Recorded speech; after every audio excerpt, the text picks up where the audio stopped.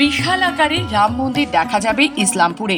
অযোধ্যার রাম মন্দির সৌন্দর্যের অনুভূতিতে মেতে উঠবে ইসলামপুরের আদর্শ সংঘের পূজা। প্রায় 3 মাসের বেশি সময় ধরে প্যান্ডেল ও আবহ তৈরি করেছেন কলকাতার শিল্পীরা। এখন শুধুমাত্র সময়ের অপেক্ষা, মাত্র হাতে গোনা আর কটা দিন। এরপরই ঠিক সময় খুলে দেওয়া হবে ওই প্রাঙ্গণ। এমনই পুজোর থিম ধরা পড়বে ইসলামপুর আদর্শ সংঘের আয়োজনে। ভিন্ন ঘরানার আকর্ষণীয় পুজো শহরবাসীকে উপহার দেয় আদর্শ সংঘের পুজো কমিটি। তাই এবারও এই ধরনের ব্যতিক্রমী আয়োজনে মত্ত তারা। এবার তাদের পুজো 60 বছরে পা দিচ্ছে। পুজো কমিটির সম্পাদক দেবাংশু দাস জানান, মণ্ডপটি তৈরি হচ্ছে রাম মন্দিরের আদলে। পুরো মন্দিরটিতেই ধরা পড়বে রাম মন্দির। তারা প্রায় 3 মাস নিরলস পরিশ্রম করে চলেছেন। পুজো কমিটির সদস্যরা জানান, আলাদা চমক দিতে এবার থাকছে স্পটলাইট ও পালকোর আলোর রোশনাই। ছোটদের টানে বড়দের ছুটতে হবে এবার সেখানে, এমনটাই মনে করছেন পুজো কমিটির সদস্যরা। ইসলামপুরের বিগ বাজেটের পুজোগুলোর মধ্যে আদর্শ সংঘ অন্যতম। আগে ছোট পুজো হলেও কয়েক বছর থেকে বিগ বাজেটের দিকে ঝোঁকে সেই পুজো। এরপর আর কম বাজেটের দিকে যেতে পারেনি। সময়ের স্রোতে শহরের আর 5টা বড় পুজোর মধ্যে দিয়ে নিজেদের জায়গা করে নিয়েছে তারা।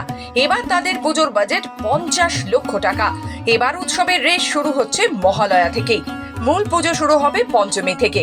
প্রতিদিনই থাকছে স্থানীয় ও বহিরাগত শিল্পীর সমন্বয়ে সাংস্কৃতিক অনুষ্ঠান।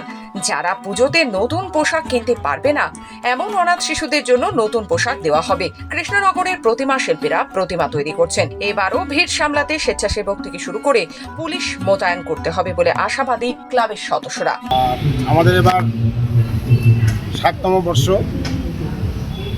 আর প্যান্ডেল আমাদের হচ্ছে অযোধ্যা রাম মন্দিরের আদলে এবার নির্মিত হচ্ছে প্যান্ডেল। আর আমাদের ডেকোরেটার্স নবদ্বীপের ডেকোরেটার্স, শ্রমিক ডেকোরেটার্স।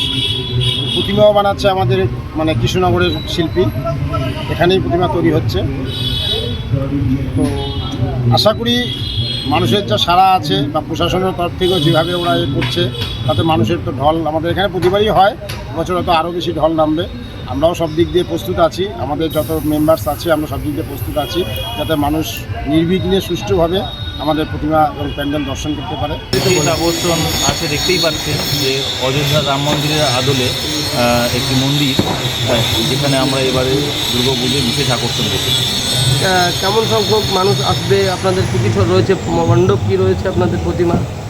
আমাদের এবছরের মণ্ডপে পুরোটাই ব্যবহার করা হচ্ছে প্লাইউডের ওপরে, এবং আশা করছি যেহেতু এটা একটা এই আমাদের ক্লাবের পুজো প্রত্যেক বছরই সাড়া ফেলে, এবছরও ভাবছি সাড়া ফেলে যে প্রায় পুজোর 4 দিনে 10 লক্ষ লোকের সমাগমের আশা করছি, তার থেকে বেশি হলেও হতে পারে।